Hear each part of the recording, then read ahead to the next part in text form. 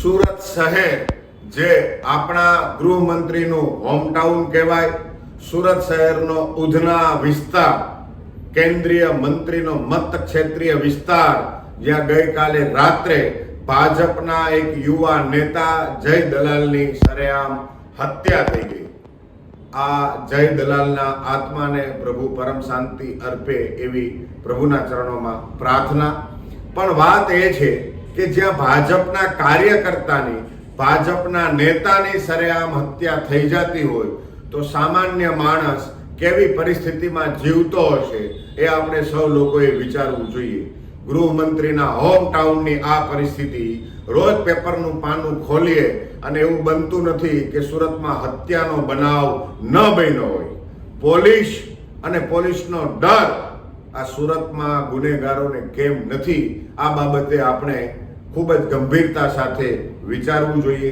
જે પોલીસનું કામ સામાન્ય માણસની સુરક્ષા કરવાનું છે, કાયદો વ્યવસ્થા જાળવવાનું છે, એ પોલીસનો દુરુપયોગ સત્તા પક્ષ વિપક્ષને રોકવા માટે કરે. આઈબી ઇન્ટેલિજન્સ બ્યુરો એનું કામ છે શાંતિપૂર્વક કોઈને ખબર ન પડે એ રીતે આખા શહેરની અથવા સમાજ વ્યવસ્થાની અંદર ક્યાંય પણ કાયદા બાબતમાં અવ્યવસ્થા ન સર્જાય, ક્યાંય કાયદો અવ્યવસ્થા સર્જાતી હોય તો એનું ધ્યાન રાખવાની જવાબદારી આઈબીની છે. પણ આ પોલીસ અને આઈબીને સરકારે પોતાની સત્તા સાચવવા માટે માત્ર દુરુપયોગ કરેલો છે.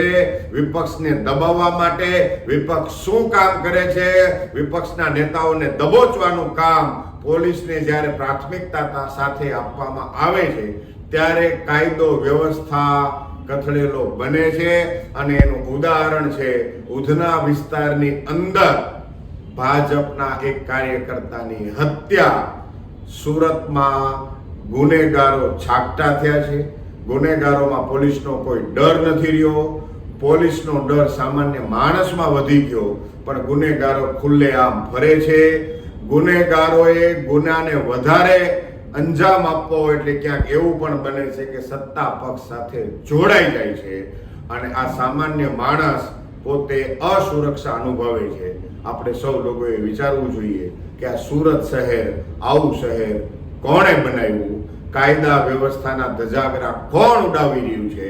પોલીસ તંત્રને વિનંતી છે કે સત્તા પક્ષની ગુલામી છોડી અને આપણા શહેરને સુરક્ષિત બનાવવા તરફ ધ્યાન આપવામાં આવે એવી આમ આદમી ઈચ્છે છે, આમ આદમી પાર્ટી એવી માંગ કરે છે.